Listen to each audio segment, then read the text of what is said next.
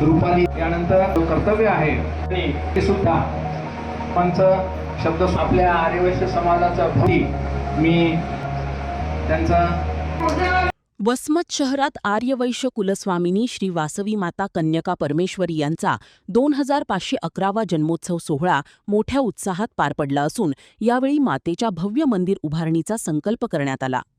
आज दिनांक 26 एप्रिल रोजी वसमत येथे आर्यवैश्य समाजाच्या वतीने कुलस्वामिनी श्री वासवी माता यांचा जन्मोत्सव सोहळा आयोजित करण्यात आला होता।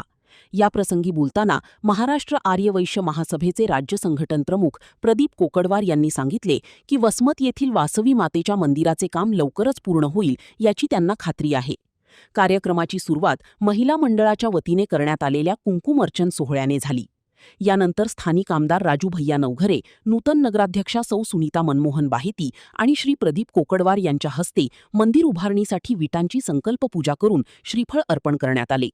आमदार नवघरे यांनी यावेळी समाजाच्या धार्मिक आणि सुसंस्कृत वृत्तीचे कौतुक करत सभामंडपासाठी आर्थिक मदत जाहीर केली, तर नगराध्यक्षा बाहेती यांनी नगरपरिषदेच्या माध्यमातून समाजाच्या पाठीशी राहण्याची ग्वाही दिली।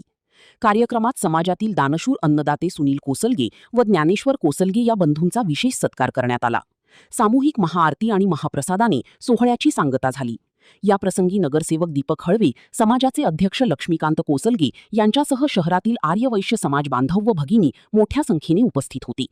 प्रतिनिधी नंदू परदेशी, NTV न्यूज मराठी, वसमत, हिंगोली।